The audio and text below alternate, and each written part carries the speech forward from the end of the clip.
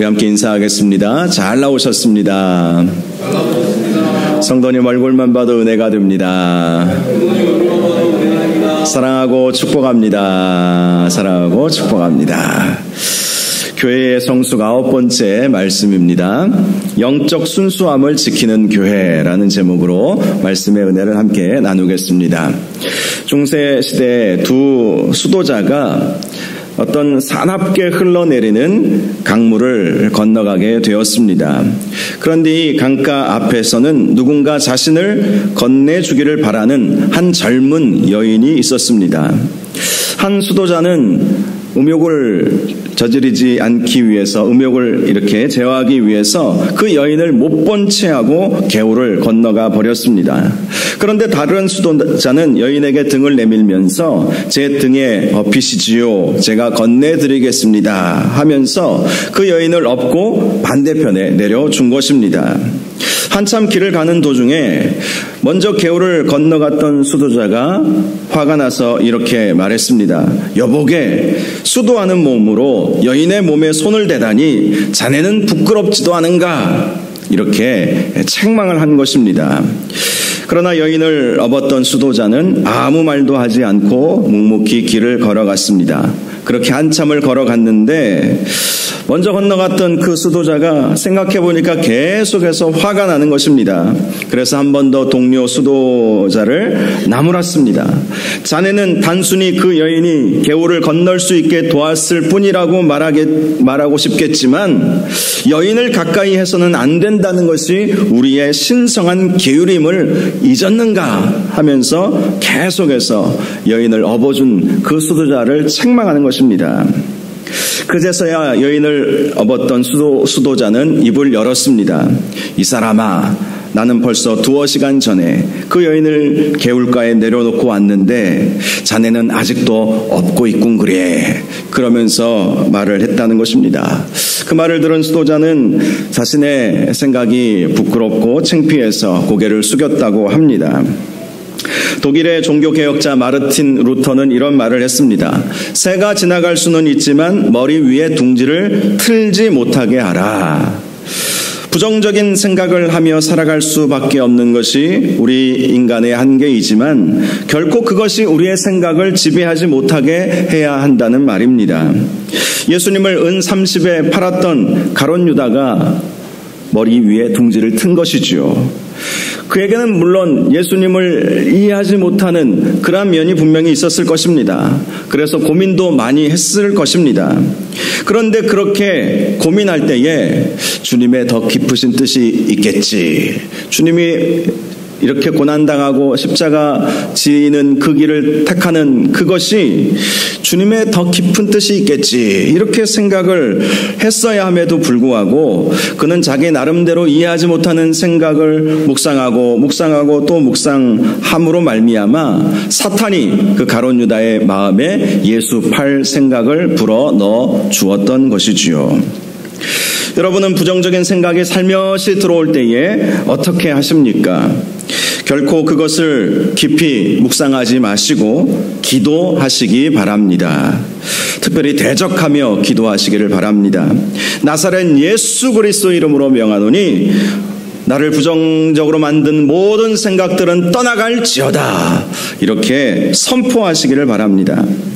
또 하나 놓쳐서는 안 되는 기도가 있습니다. 성령님께서 내 마음과 생각을 지켜주옵소서. 성령님 나와 함께하여 주옵소서. 이렇게 기도하다 보면 성령님께서 임재하시면 악한 생각은 떠나가게 되어 있는 것입니다. 오늘 본문 말씀은 고린도 교회 성도들 중에 음행의 죄를 짓고도 그것을 묵과하고 있는 고린도 교회의 행태에 대한 말씀입니다. 1절을 보면 그것은 아버지의 아내를 취한 일이었습니다. 즉 계모와의 부적절한 관계가 있었다라는 것이죠. 사도 바울은 그러한 행위는 이방인 중에서도 없는 것임을 분명히 말씀했습니다. 즉 사회적으로나 영적으로나 결코 용인될 수 없는 일이었다는 것입니다. 율법에 의하면 이런 사람은 돌로 쳐 죽여야 했습니다. 그런데 고린도 교회는 그러한 사람을 통한이 여기지도 아니하였고 쫓아내지도 아니하였던 것입니다. 2절을 보면 사도 바울은 이것을 그들의 교만의 결과라고 말씀을 하고 있습니다. 교만했다는 것은 회개할 줄 몰랐다라는 것이죠. 실제로 교만하면 회개하지 않습니다. 회개는 겸손한 사람들이 하는 것이죠. 그러니 죄악을 보고도 교회 안에서 함께 서로 통탄하지도 않고 그렇게 죄를 지은 사람을 공동체에서 쫓아내지도 않았던 것입니다. 그런데 사도 바울은 3절을 보면 이러한 일을 행한 자를 이미 판단했다라고 말씀을 하고 있습니다. 판단했다는 것은 하나님의 심판이 있을 것이라고 정죄했다는 것이지요. 특별히 사도 바울은 영으로 함께 있는 것 같이 판단했다라고 말씀을 하고 있습니다. 즉 기도하면서 하나님께 그러한 사람을 심판해달라고 기도했다라는 말씀을 하고 있는 것입니다.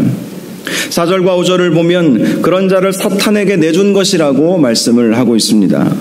사탄에게 내주었다는 것은 그런 자를 교회에서 용납함으로 사탄이 마음껏 교회 안에서 활개치며 일할 수 있는 발판을 마련해 주었다라는 것입니다. 결국 교회의 잘못된 용납은 교회 안에 순결한 영혼들에게 부정적인 영향을 줄 수밖에 없습니다. 교회는 영적으로나 도덕적으로나 항상 순결해야 합니다. 물론 완전할 수는 없겠지만 적어도 죄로 인식하고 죄를 지었다면 함께 회개하고 통탄해야 하는 것입니다. 그래서 미국의 부흥사였던 찰스 피니 목사님은 죽을 만큼 거룩해야 한다라고 강조하기도 한 것입니다. 즉 목숨 걸고 거룩을 지켜야 한다라는 것이죠. 그래야 영을 지킬 수 있기 때문인 것입니다. 6절을 보면 너희가 자랑하는 것이 옳지 아니하도다. 적은 누룩이 온 덩어리에 퍼지는 것을 알지 못하느냐라고 말씀을 합니다. 고린도 교회는 자신들의 지혜와 지식을 자랑했지요. 고린도라고 하는 이 지역 자체가 철학이 발달한 도시라고 제가 계속해서 말씀드리지 않았습니까? 그래서 그들은 그들의 지혜와 지식을 은근히 자랑했습니다. 그들의 자랑 중 하나는 영적 자랑도 있었습니다. 그들은 사도 바울에게 1년 6개월간 가르침을 받았습니다. 그리고 그 후에 구약 성경학자로 아주 대가로 알려진 아볼로가 와서 또 하나님의 말씀도 가르쳐 주었습니다. 다른 초대교회들에 비하면 이것은 놀라운 은혜요 축복이었던 것이죠. 그런데 그것에 대해 감사하지는 못하고 그것을 교만거리로 그들은 삼았다라는 것이죠. 에베소 교회를 제외하고 대부분의 초대교회들은 사도 바울이 잠시 머무르면서 복음을 전할 수밖에 없었습니다.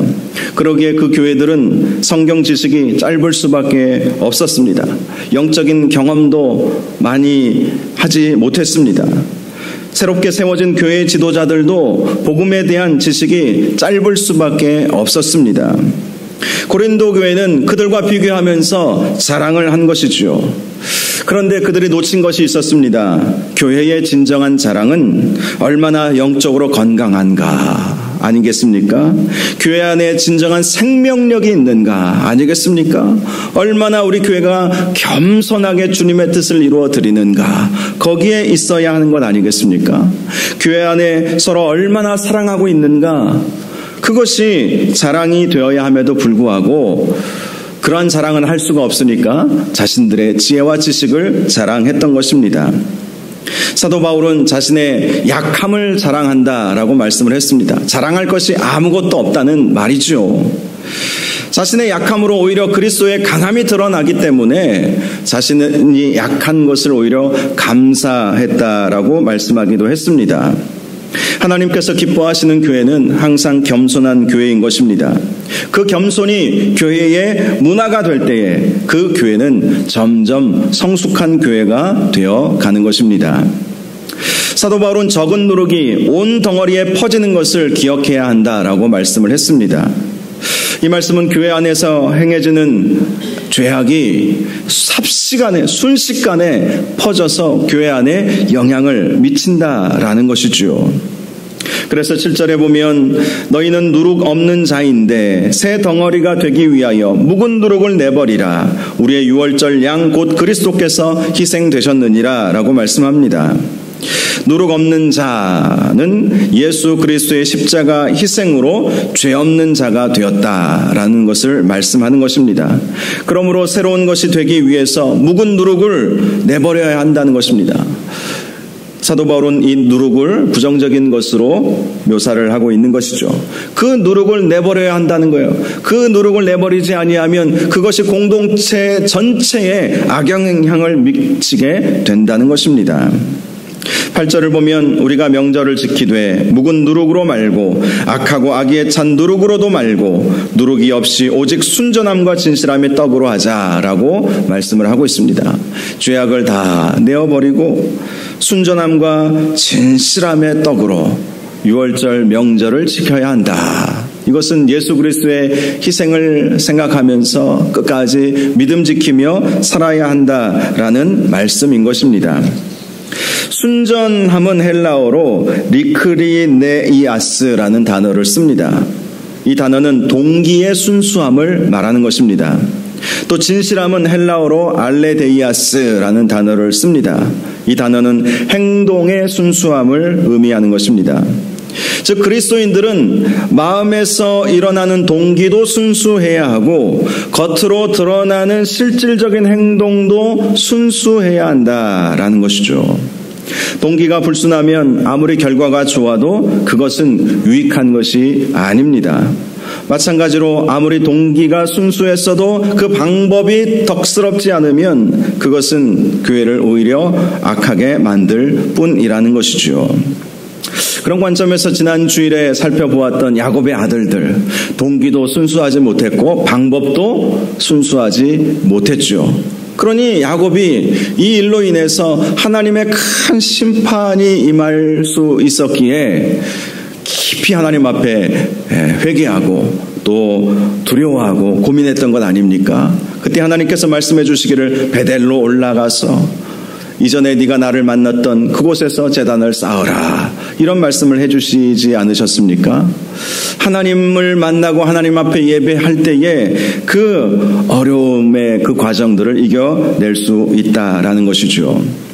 교회는 순수해야 합니다. 정말 순수해야 합니다. 동기도 순수해야 하고 그 과정도 순수해야 하고 그리고 결과도 순수해야 합니다. 에베소서 5장 22절을 보면 사도 바울은 교회를 그리스도의 신부라고 말씀을 했습니다. 또 고린도후서 11장 2절에도 교회를 정결한 처녀라고 말씀하기도 했습니다. 그만큼 교회는 정결하고 순수해야 한다라는 것이죠. 세상의 풍습을 본받아서는 안 된다는 것입니다. 세상의 음란하고 타락한 모습이 결코 교회 안에서 용납되어서는 안 된다라는 것이죠. 사실 초대교회가 핍박받았던 교회 아니었겠습니까? 그런데 그 핍박받았던 교회가 로마의 국교가 어떻게 될 수 있었겠습니까? 초대교회가 이 순수함, 이 거룩함을 유지하고 있었기 때문이라고 많은 역사학자들이 그렇게 보고 있습니다. 어떻게 로마 제국이 기독교를 그토록 핍박을 했는데 그 기독교를 나라의 종교로 받아들일 수 있었겠는가? 많은 분석을 해보니까 답은 교회의 순수함에 있었다는 것이죠. 여러분, 한 나라, 한 제국이 무너질 때 가장 그 무너짐에 있어서 영향을 끼치는 것이 이 성적 타락입니다. 이 성적 타락 때문에 결국 그것이 나라가 무너지게 만드는 그러한 요인으로 늘 작용을 해왔죠. 그런데 로마 제국이 이렇게 기울어가는 그 시점에 로마 제국의 그 귀족들이 가만히 보니까 예수 믿는 그리스도인들은 사회적으로나 또 도덕적으로나 또 그들의 영적으로 그들은 성결하게 보였거든요. 그러니 사윗감, 신랑감 구할 때에 누구를 구했겠습니까? 그리스도인들을 구하게 된 거예요. 그리고 그들이 로마 사회에 깊숙이 들어감으로 거룩한 영향력을 끼치게 되었던 것이죠. 그래서 당시 로마 제국 하에 기독교인이 3%도 되지 않았다고 하는데 로마 제국이 기독교를 국교로 인정해 주었던 것입니다. 이렇게 교회가 순수하면 그 순수함이 선하게 영향을 미치게 되는 것이죠. 그런데 죄악을 용납하고 용인하면 누룩이 빵에 작은 누룩이라도 들어가서 그것이 온 빵을 부풀게 하듯이 그 죄악을 자그마한 죄악이라도 용납하다 보면 결국 교회 전체적으로 악영향을 미칠 수밖에 없는 것이다. 사도 바울이 이 사실을 강조하고 있는 것입니다. 오늘 본문 9절을 보면 내가 너희에게 쓴 편지에 음행하는 자들을 사귀지 말라 하였거니와 라고 말씀을 합니다. 우리가 지금 고린도전서 말씀을 함께 살펴보고 있지만 이 고린도전서보다 먼저 쓰여진 서신서가 있었구나라는 사실을 발견할 수 있지요. 그 서신에서는 사도 바울이 고린도 교회 성도들에게 음행하는 자들과는 사귀지 말라 이렇게 말씀해 주었다는 것입니다. 사도 바울이 말하는 음행하는 자들은 음행만을 의미하는 것은 아니었습니다. 10절을 보니까 이 세상에 음행하는 자들, 탐하는 자들, 속여 빼앗는 자들, 우상 숭배하는 자들을 말씀하고 있다는 것을 발견할 수가 있습니다. 사도 바울은 말하기를 세상에서 살아가는 이렇게 음행과 또 탐욕과 또 거짓과 우상 숭배하는 자들, 이들과 도무지 사귀지 말라고 한 말은 아니었다.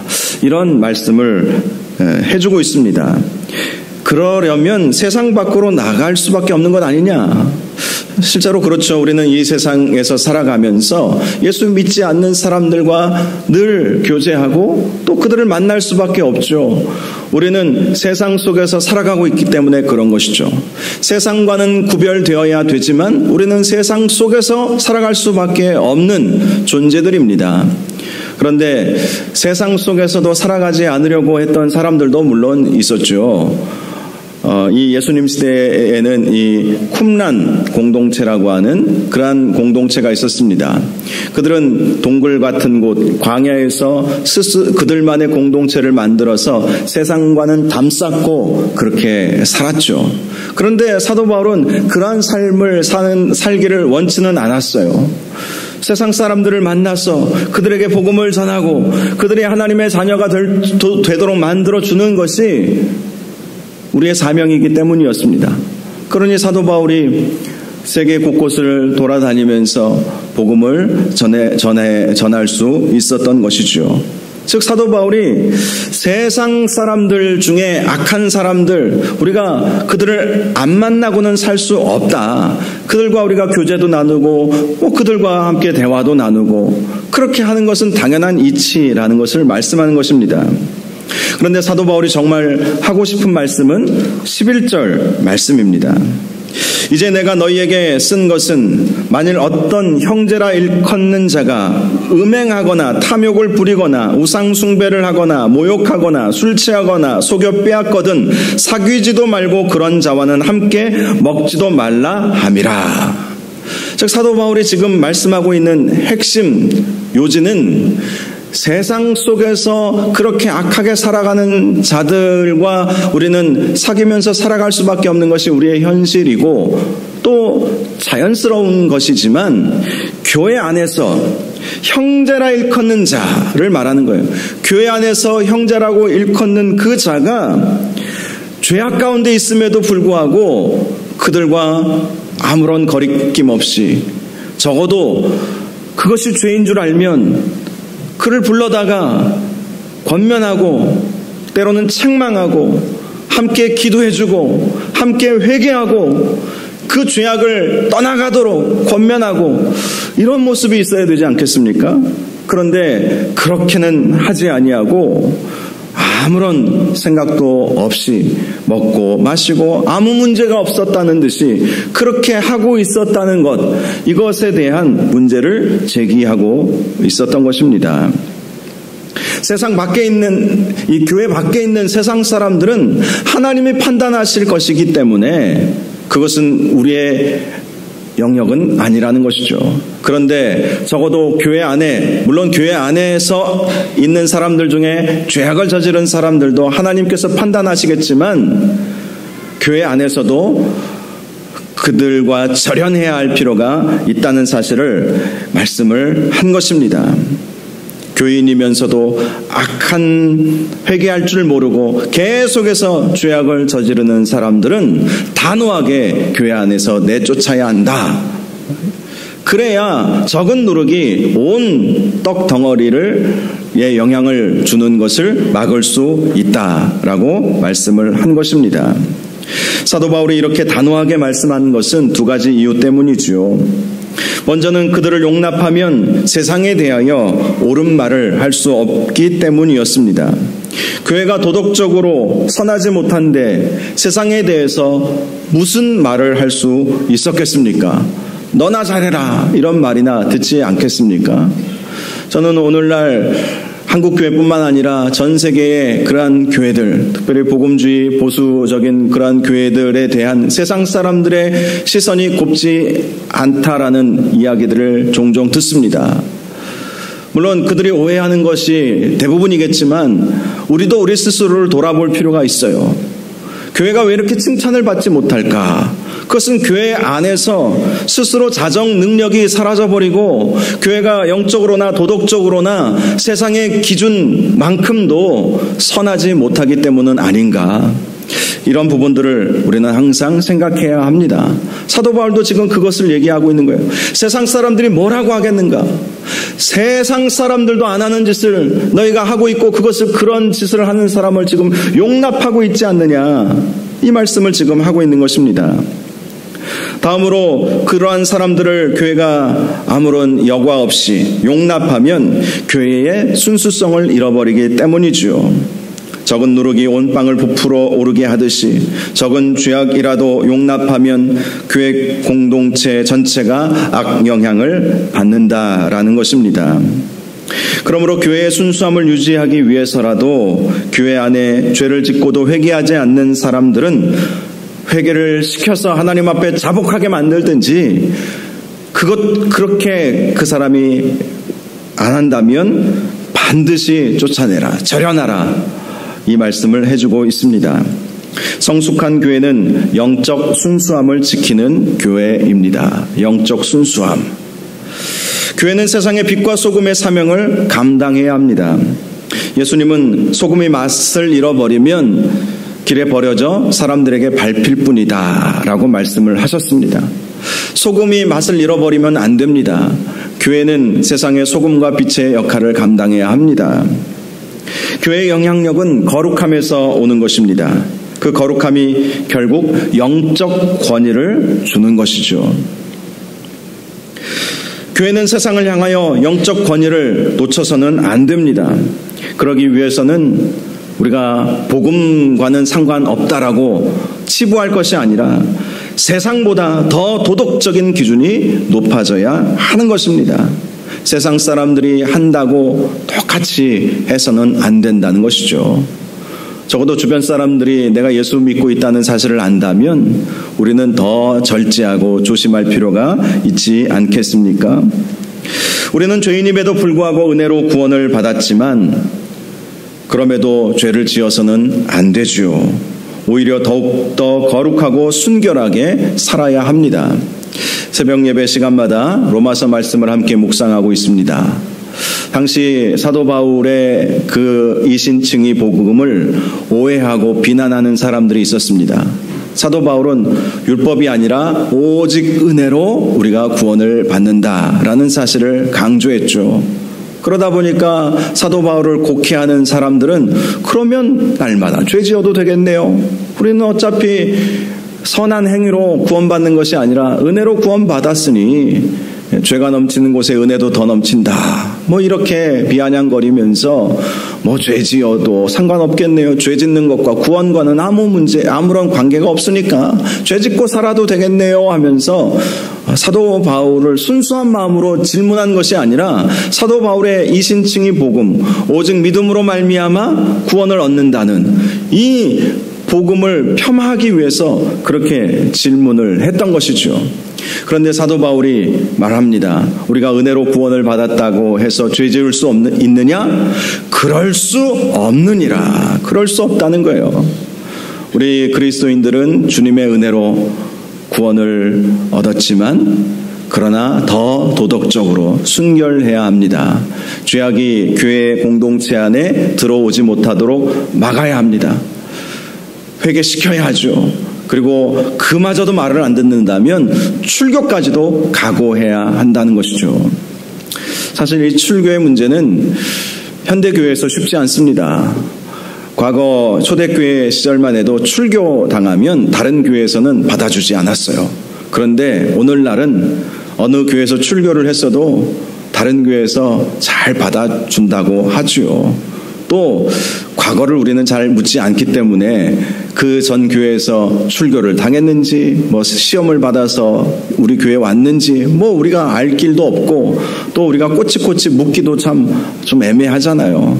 안들 우리가 그렇다고 해서 또 그들을 용납하지 못하는 것도 아니죠. 그런데 과거의 교회는 한 교회에서 출교당하면 그것은 하나님 앞에 심판받는 것으로 생각하고 절대로 그 교회 공동체 안에 들어오지 못하게 했습니다. 물론 철저하게 회개하면 다시 받아주었죠. 주의 은혜로 우리도 역시 죄인이었는데 주님의 은혜로 구원받고 하나님의 백성이 되었기에 철저하게 회개하면 다 받아줬죠. 사람은 다 연약하죠. 다윗도 그랬고 솔로몬도 그랬고 많은 신앙의 위인들이 그랬잖아요. 히스기야도 그랬고 정말 본받고 싶은 그러한 사람들 중에 흠이 없는 사람은 사실 발견하기가 어렵습니다. 그것이 우리의 한계입니다. 중요한 것은 우리가 넘어지고 실수하고 또 죄를 지었다면 철저하게 회개하는 것, 이것이 중요하죠. 결국 사도 바울이 왜 말씀을 했겠습니까? 그들을 내쫓으라 라고 하는 단호함을 왜 보였겠습니까? 그만큼 회개시키라는 것이죠. 그리고 철저하게 경계하라는 것이죠. 교회 안에 이 악한 사람들이 발붙이지 못하도록 하고 뿌리 내리지 못하도록 하고 그렇게 해서 교회의 순수함을 유지하도록 하기 위해서 이렇게 단호하게 사도 바울이 명령했던 것입니다. 사실 사도 바울은 이런 관점에서 생각해 보면 그는 이전에 사울의 모습이었을 때는 교회 안에 발 들일 수 없는 사람이었죠. 그런데 하나님의 은혜로 교회 안에 자연스럽게 들어올 수 있지 않았습니까? 그리고 주의 복음을 땅끝까지 증거하는 그 일에 쓰임을 받았습니다. 그래서 자기가 자기 자신을 생각해 보아도 이렇게까지 말할 필요가 있을까라고 우리가 생각하기도 쉽지만 그러나 이렇게 단호하게 말해야 교회의 순수함을 유지하고 또 죄 가운데 있고 죄 지은 사람들이 회개의 자리로 올 수 있기에 사도 바울은 아주 단호하게 이렇게 말씀했던 것입니다. 사랑하는 여러분, 교회의 순수함을 위해서 우리가 늘 기도해야 할 것입니다. 우리 교회가 더욱더 거룩한 교회, 세상의 가치 기준보다도 더 거룩하고 순수하고 은혜가 넘치는 그러한 교회가 될 수 있도록, 그래서 하나님 보시기에 성숙한 교회, 하나님 보시기에 하나님께서 기뻐하시는 교회 될 수 있도록 날마다 기도하시는 저와 여러분들 되시기를 주님의 이름으로 축복합니다. 기도하겠습니다. 거룩하시고 존귀하신 아버지 하나님, 교회는 영적으로나 도덕적으로나 거룩해야 합니다. 이 거룩을 생명처럼 지키는 우리 교회 되게 하여 주옵소서. 예수님의 이름으로 기도하옵나이다. 아멘.